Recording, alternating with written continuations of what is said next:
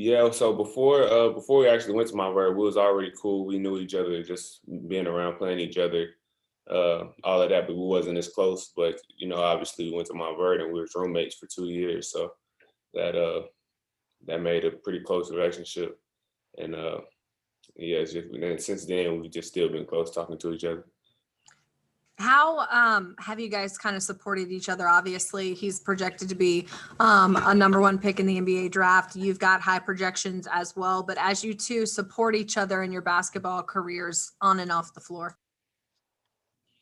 I mean, yeah, it's definitely support. Just for another male out there trying to get it. So that it's respect and it's support in that aspect. But I mean, we're both competitors. We've been that way since day one. So it's just a good balance. And last one from me. I mean, you've played with him for so long. What do you think it's going to be like, hopefully being able to play against him on Saturday? Yeah, given that I played with him so long, that's a lot of practice and that's a lot of times we play against each other more than we play with each other. Given that we're always in practice going at each other and all type of stuff like that. Jacob from the Oklahoman. Moses, I'm kind of curious more about Cade at Montverde. How did you see him kind of grow back then as a player? Well, really, I think just with everybody and with him, like being in that situation that we were at Montverde, just people just trying to find out what your role is. Because I mean, he averaged, like coming in last year, I think EYBL, he was MVP, so he averaged like 25 a game. But then coming back to Montverde, playing with the team we had, ended up averaging like 11, 12 a game. And I mean, I did too. Scotty, Dayron, we all just was able to just find a way to win, and that's what it was, just sacrificing for the greater good of the team. What kind of coach is Coach Boyle there?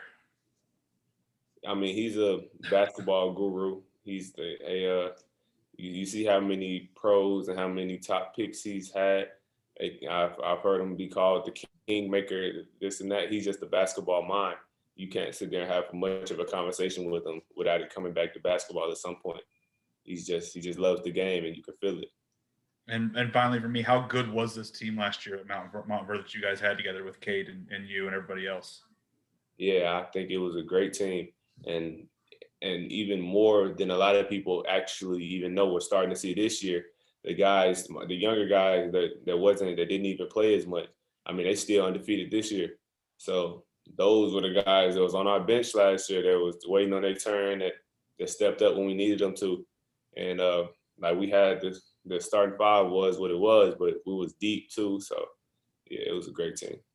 Awesome, thanks. Bob Holt.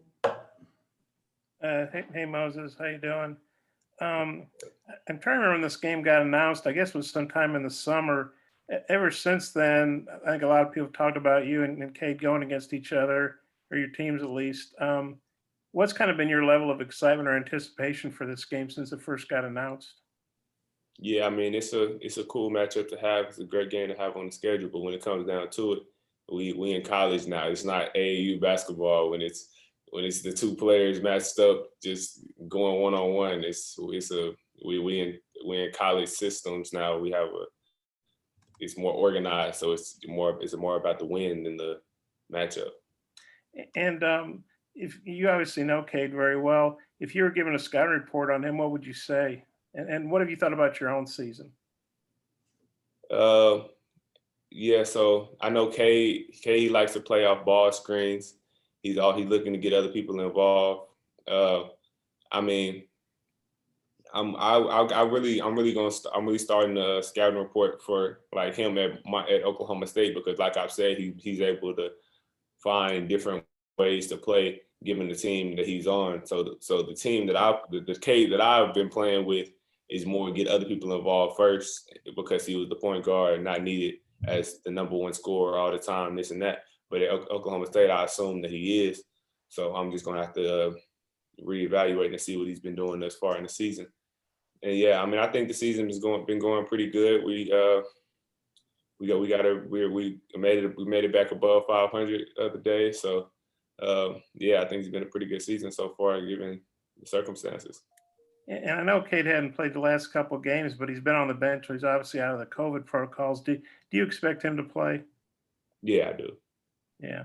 And I just got one more. Yes, I think this is the 8th year of the SEC Big 12 Challenge. How big a deal is that for you guys? You're kind of, you're playing for yourselves, but you're also playing for the conference pride, all that, bragging rights. Yeah, I mean, yeah, that's what it is. We got the SEC on our backs almost. So we just representing for our conference. And then given that Oklahoma State have been having a good year, so that makes it even better for us and make it a bigger win when we knock them off. So. Okay. Is that a prediction? Yes, sir. Okay. Thanks. Rich from ESPN.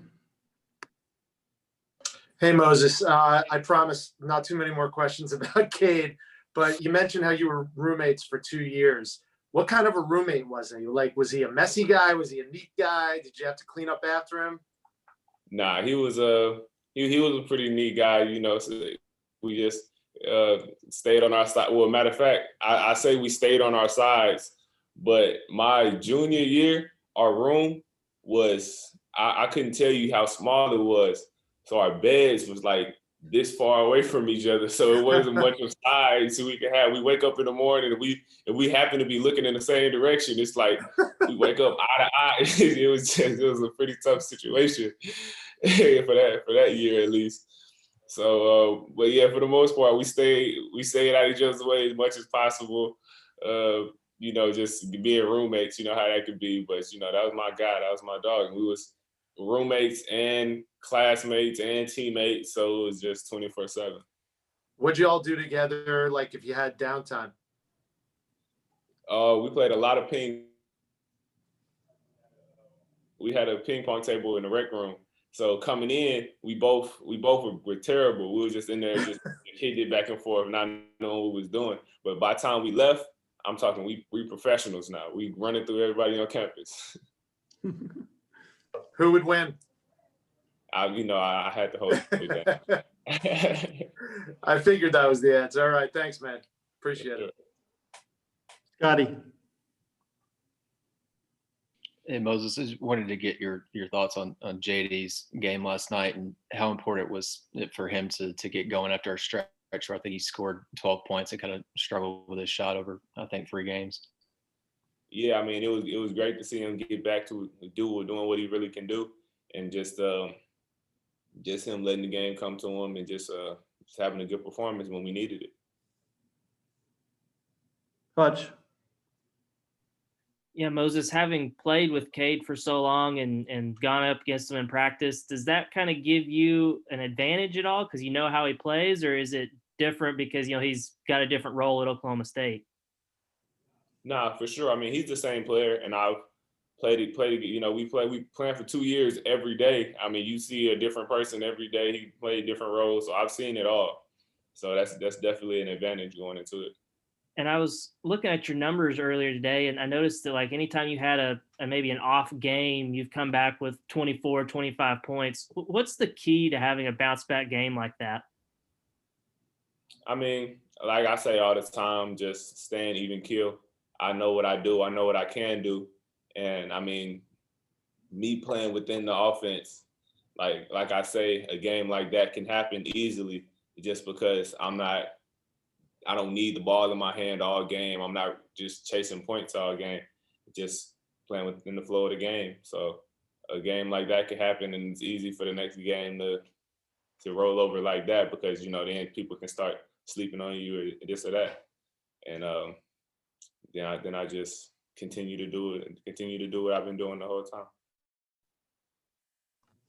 Curtis. Hey, Moses, you guys had some marquee matchups with Louisville and Oklahoma and Tulsa that you weren't able to play with everything going on this season. To be able to step out of SEC play at this point in the year and be able to, get showcased in an event like this, how important do you think that is for the team?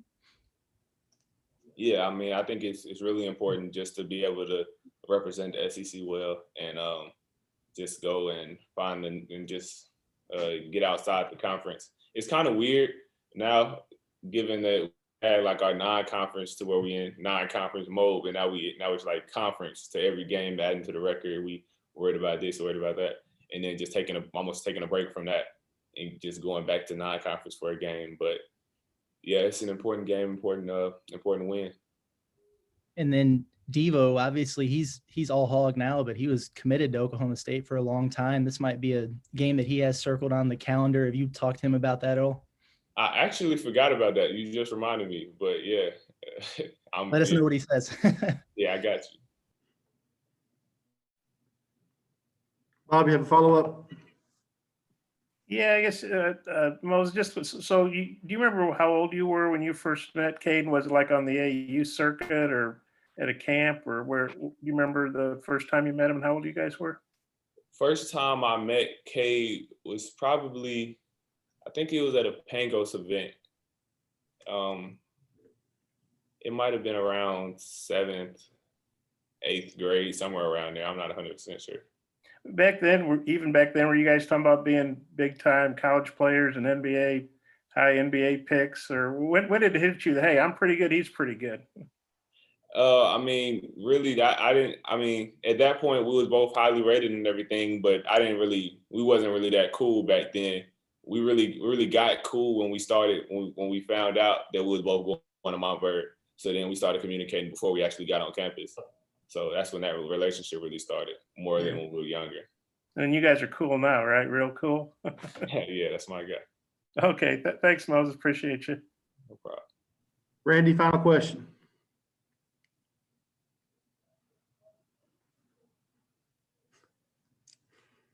Well, I'm a little late to the party. I apologize for that. But do you take this kind of matchup, Moses? Do you kind of take it personal when you have the chance to go up against one of your old teammates and old roommates?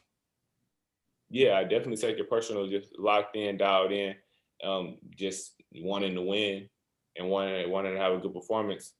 But like I said, when it come down to it, I have to be mature about it and not look at it like an AAU matchup and just win the one-on-one matchup. It's more about the team win, given that we're in college systems now.